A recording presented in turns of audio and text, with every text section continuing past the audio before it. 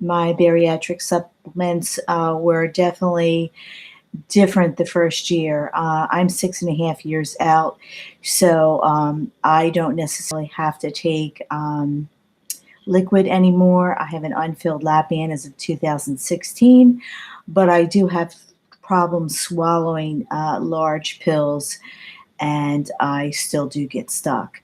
So I'm mindful of that. And these are supplements that I take. I do take more, but I rotate my supplements depending upon the seasons and how I feel and what's going on with my body.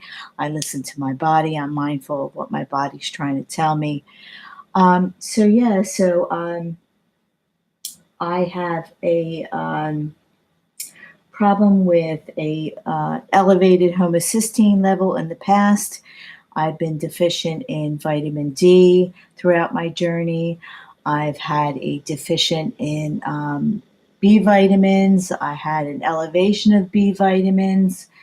Um, and I had a high homocysteine level, which made me think that I wasn't taking enough zinc, folic acid, and I wasn't absorbing my B12.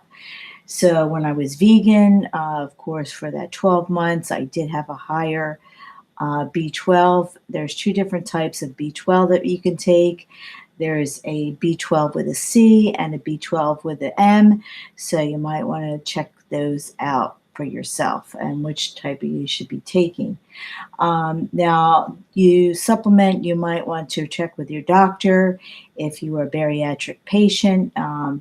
The vitamins that you have to be mindful and careful about taking, and you can overdose on vitamins, which is vitamin A, the fat-soluble vitamins, um, the vitamins that are so-called excreted through your urine. You can't overdose on them. But there's some vitamins that can be toxic in your system, so you might want to check your levels before you, on your bariatric doctor, before you start to take any supplements to be get your vitamin level checked first. So this is what I take. It's not necessarily what you have to take. I'm just sharing with you what I've taken or what I take now. I may not take them every day, but I do take a multivitamin, and it's a Centrum Silver. I do alternate it with a hair, skin, and nails. Usually I take a lot of my vitamins. I purchase them on Amazon, and I read the reviews. I take a supplement, 5,000 units of B12 usually, or a sublingual liquid type. Maybe I might take it in my beverage. I do take a Tums because I have acid reflux, and I also take at nighttime, I might take a Ranitidine or a PPI. If I start to get night cough again, lately the night cough has subsided because I have a hiatal hernia too. I take this sometimes. This is the last bottle, but I like this pretty good. It was a uh, liquid vitamin, and this is calcium and vitamin D3, and it has magnesium. This is a very large vitamin. This is magnesium.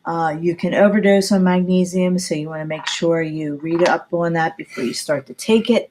I sweat a lot, so and I do high endurance exercise, especially when I was a triathlete.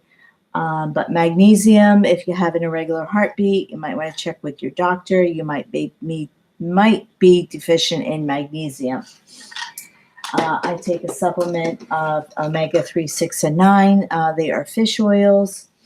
And also I can take a vitamin D2 and K2, D3 and K3. I do take a 10,000 unit of a vitamin D3. I do take 4 to 6 senna. It's a natural laxative for irregular bowels, constipation.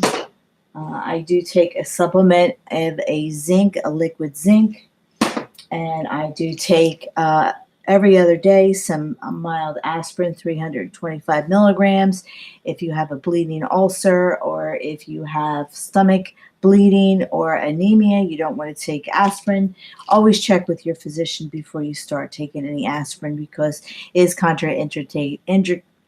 indicated with some medicines like Coumadin or blood thinners or whatever. So, yeah, so that's what I take. And thank you for your time and see you again.